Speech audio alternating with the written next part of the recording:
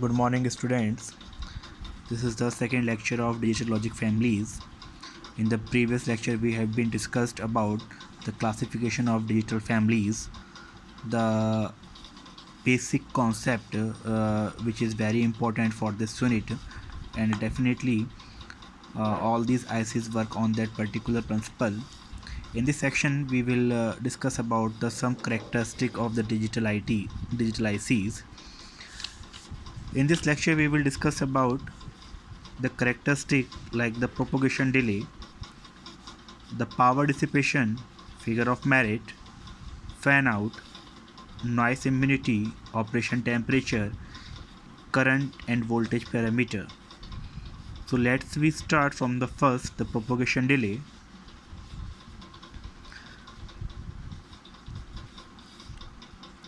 In the propagation delay, suppose first we will take a gate. This is a simple inverter, or we can say this is a NOT gate. Means if we provide the input is 0, output is 1, and when input is 1, output is 0. So you have to assume if the input is changing, suppose the input is 1, the input is 0 and the corresponding output is 1.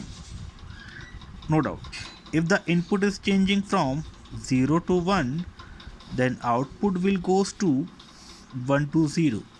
Then the change in output from 1 to 0, this circuit, or we can say this gate, will take some amount of time. This gate will take some amount of time, or we can say this will consume the some amount of time. That is called the propagation delay. This is called the propagation delay. Here you can see with the help of waveform, this is the input, and input is here is 0 and the corresponding output is 1. When the input goes from 0 to 1, output goes to 1 to 0. Here you can see this is the value of input where it's changing. This is the value of output where it is changing. It goes some delay. This value got the some delay, which is called the propagation delay. But actually we will measure the time delay between the 50% values of input and the 50% value of output. If we consider this is the 50% value of input where input is changing from 0 to 1, this is the 50% value of input, this is the 50% value of output where the output is changing from 1 to 0. Between these 50% values of input and output, we will consider that is the proper propagation delay. Here if we see, this is the propagation delay when output is going high to low, then we will represent the time from output is going high to low is represented by TPHL. Delay time when output goes from high to low. When the output goes low to high, this is called TPLH, delay time when output goes from low to high. Now the total average propagation delay is the summation of TPHL, the time taken by output from high to low, plus TPLH, the time taken by output from low to high, divided by 2. And it is always measured in the nanosecond, means 10 to the power minus 9 second. This is very easy. Now the main thing is, if we can see, if the propagation delay is very large, if the propagation delay is very large, definitely the speed of the circuit is very low. And if we take the reciprocal, if the propagation delay is very small, the speed of the circuit will be very high, because when the propagation delay is very small, it means the circuit is consumed very less time, very less time, and giving the output is faster. So definitely, to get the maximum speed for any circuit, the propagation delay should be minimum. That is very important. Next, we will discuss about the power dissipation. You have been studied already. Power is equal to VI, the multiplication of voltage and input. Sorry, voltage and current. Same process.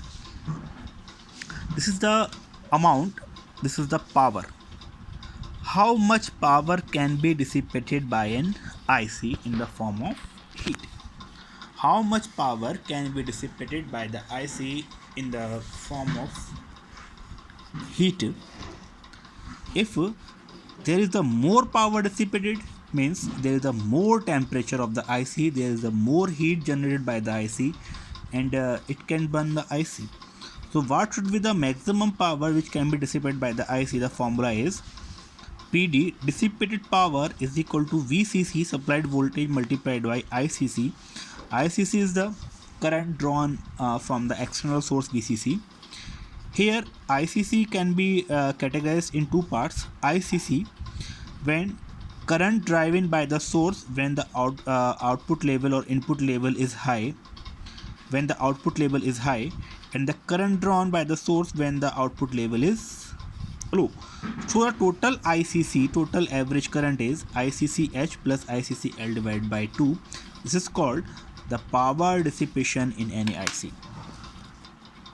If we have to find out the average power dissipation, the average power dissipation is VCC multiplied by ICC average. This is always measured in milliwatt. This is always measured in milliwatt. Next, we will discuss about figure of merit.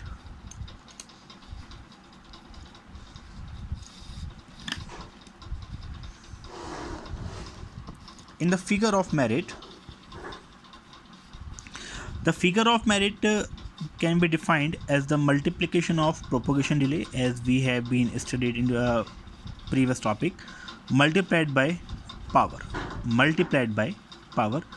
The unit of propagation delay is nanosecond, as I have already studied.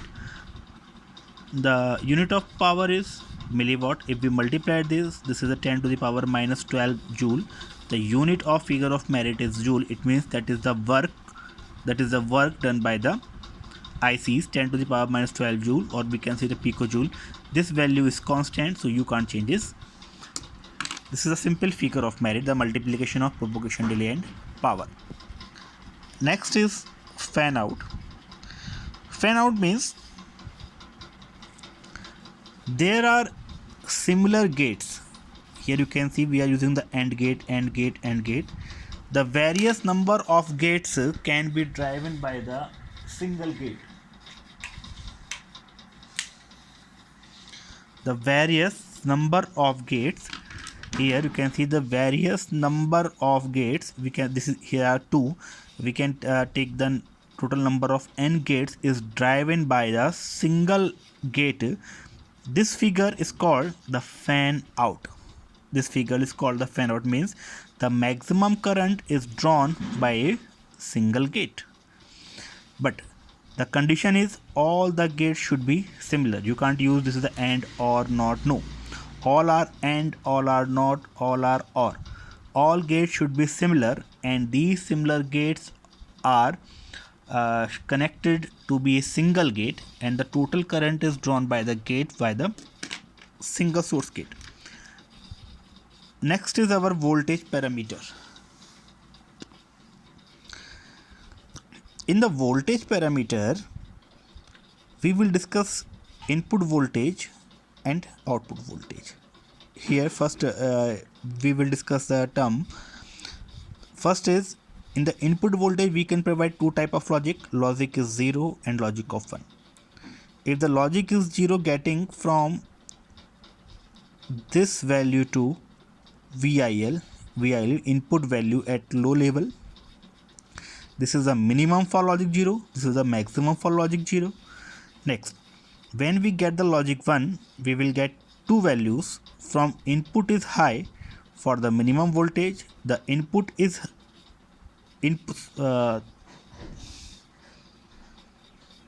there should be input is high to the minimum, input is high to the maximum voltage.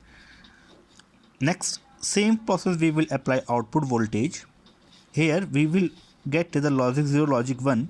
Logic 0 is at the base 0. Next is slighter higher, that is the output voltage, output logic at maximum voltage, output higher output at minimum voltage, higher output at maximum voltage. Very easy. Now if we consider a circuit, this is a circuit for input voltage parameter. This gate working as the inverter